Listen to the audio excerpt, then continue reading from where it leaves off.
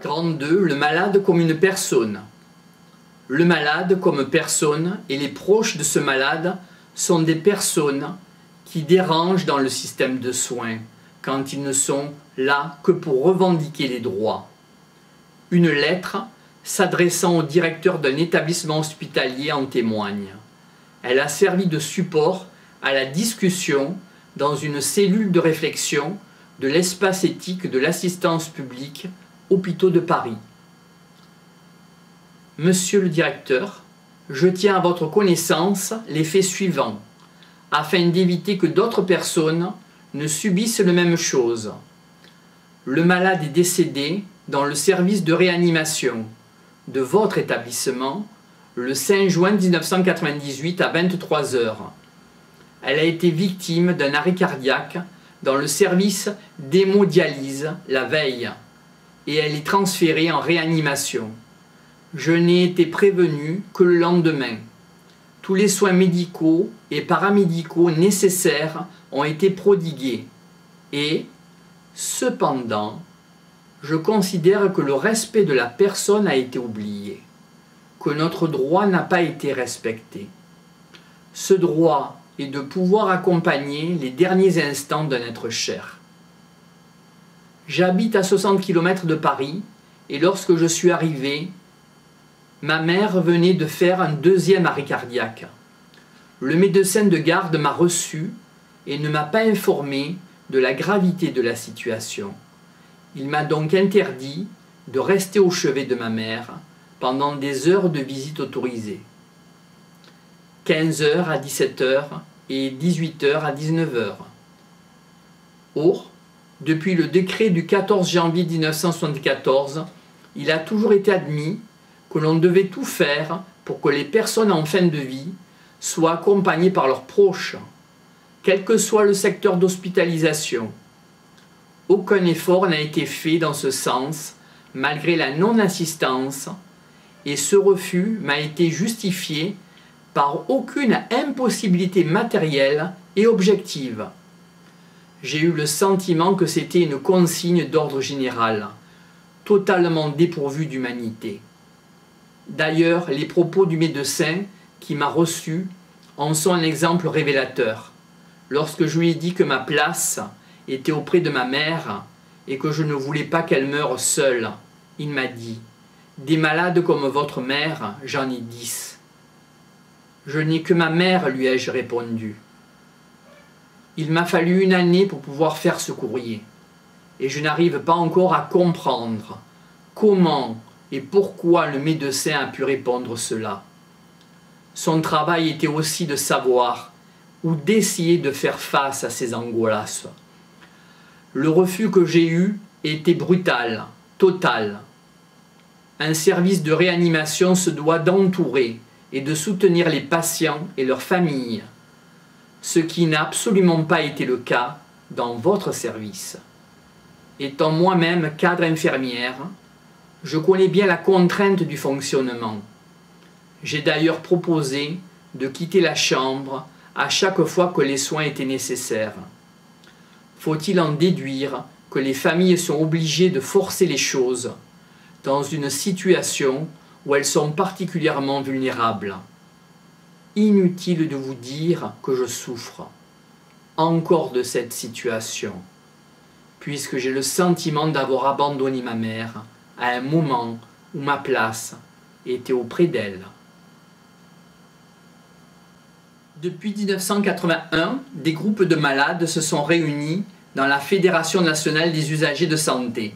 Ils ont ainsi un sentiment de solidarité. Ce regroupement collectif aide aussi à forger une autre identité, plus positive du malade. L'affaire du sang contaminé, l'apparition du sida ont modifié et enclenché cette expression collective des usagers, en ayant un caractère extrêmement politique et militant, entre autres. Comment, avec le sida, des malades se sont informés et ont trouvé la force de revendiquer? Comment sont-ils imposés et leurs idées ainsi comme apport collectif du système de santé? C'est donc une véritable mutation sociale.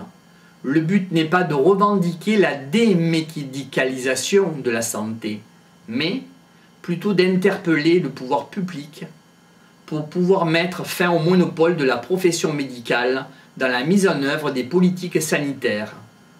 Depuis 1981, on a constaté une nécessité de plus en plus pressante et marquer enfin ces usagers qui se font entendre et reconnaître.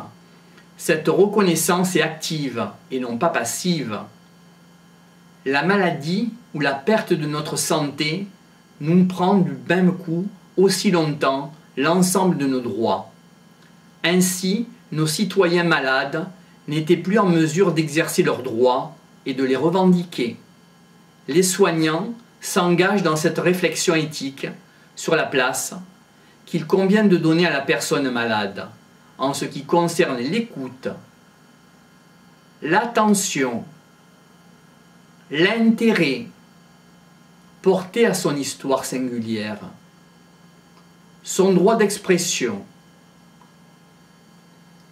Les personnes ne parlant pas la même langue que les soignants représentent une difficulté à émettre cette expression et à la faire reconnaître. Il faut donc mener une vraie place à la personne malade en lui donnant la possibilité d'échanger et de formuler des questionnements, des contestations, voire des refus. Il faut aussi l'informer sur les choix qu'on lui permet d'exercer, sur cette notion de partenariat dans les traitements proposés. La fragilité de la personne souffrante se trouve donc confrontée à la force d'un système bien organisé. D'un côté, on a la fragilité d'une personne malade, dépendante, entrant dans un univers inconnu, et de l'autre, la force d'un système organisé pour qu'il soit efficace. Se pose la question essentielle des langages, trop hermétiques, utilisés par l'ensemble des affaires professionnelles, les soignants et les administratifs. Il a fallu par exemple quelques années pour que les associations d'usagers et les soignants constatent que beaucoup de patients étrangers ne comprenaient pas la charte du patient hospitalisé. On a d'innombrables plaintes des patients comprenant la langue française concernant les textes d'information, beaucoup trop compressés et compliqués. C'est notamment le cas en ce qui concerne l'information du patient avant la transfusion, qui a été qualifiée d'incompréhensible pour l'usager moyen. On s'est donc décidé à réécrire ce texte. On a donc encore une fois un effet pervers de la diffusion de l'information, oubliant que la communication et la communication orale et l'échange interculturel au sein d'une même société sont irremplaçables et indispensables. On constate que le raccourcissement de la durée moyenne des séjours, l'accumulation des gestes techniques réduisent le temps de contact humain. Une approche socio-anthropologique de la maladie permet aussi une prise de conscience de cet indispensable partenariat entre médecins et malades. Un partenariat exercé dans un climat de confiance. Des sociologues de la région travaillent depuis plusieurs années sur cette notion de confiance entre médecins et malades. Comment s'élabore ce partenariat? Cela ne doit pas être seulement centré sur un corps morcelé. L'acte doit être posé sur toute la personne, en tenant compte de son environnement culturel et social. Au début des années 1990, on repère le développement dans la presse écrite et audiovisuelle d'une information de qualité sur la santé. Pour la première fois, ce n'était pas seulement une information vulgarisée, sortant du cabinet médical, mais une information répondant aux attentes d'un public de plus en plus exigeant.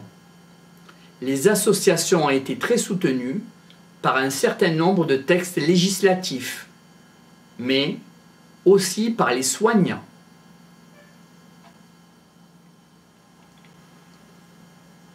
On peut évoquer quelques avancées spectaculaires faites par l'œuvre commune des soignants et militants associatifs. L'accès aux soins des personnes en situation de vulnérabilité sociale, la défense des droits de la personne malade face aux discriminations, les luttes contre la douleur, le développement des soins palliatifs, entre autres. Grand 3, le sida, une épidémie progressive. Quelles sont donc les transformations positives dans notre société? Les patients étaient dans une situation où leur savoir sur la maladie s'avérait parfois plus important que la connaissance que les médecins en avaient. Pour la première fois, on a vu se modifier considérablement l'équilibre de la relation médecin-malade. Depuis, d'autres évolutions liées aux différentes affaires de santé publique sont repérables. On assiste à un retentissement dans l'opinion publique. Le sida a marqué l'émergence de la mort au cœur même des générations, incarnant la solitude de la jeunesse. Une anthropologue qui a longtemps dirigé le comité français pour le sida dit « Avec cette implication des substances corporelles qui symbolisaient la manifestation de la vie et ses pulsions sexuelles données, le soin des matières de vie se mue en matière de mort. » Des mouvements contradictoires se sont développés, une peur absolument réelle et des conduites d'exclusion, mais aussi des communautés rompant avec le silence socialement imposé.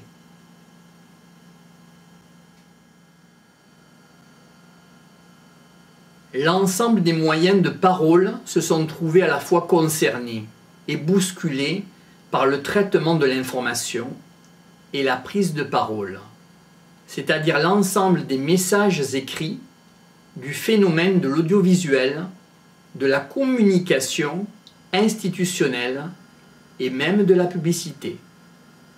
C'est la première fois qu'une maladie engageait des querelles par interview interposée et que des témoignages, des livres, des films, des documentaires, des shows télévisés, des ouvrages étaient médiatisés. Le sida bénéficiait enfin d'une parole publique due à la fois aux peurs et à la solidarité dans ce plan social. Parallèlement à cette MOTS, et à ce spectacle, apparaissent des malades qualifiés d'extrêmes en sida. Le sida est une épidémie nous plaçant délibérément dans le champ de l'éthique. Elle a interrogé notre regard sur les autres, nos critères personnels, nos critères sociaux, nos critères de catégorisation et nos critères de discrimination. C'est aussi l'épidémie qui a bousculé la notion de secret médical, de confidentialité. Elle a aussi amené la société à réfléchir sur la question des expérimentations, des essais thérapeutiques, du choix très contesté du tiers-monde comme terrain d'expérimentation. Dire que le sida est une épidémie modifiant le statut du malade, utilisation du terme de statut à ce moment-là, on a contribué à transformer les relations entre patients et professionnels. Cela a permis de prendre conscience de tout ce qui était défaillant dans notre système de soutien social et dans notre système de soins.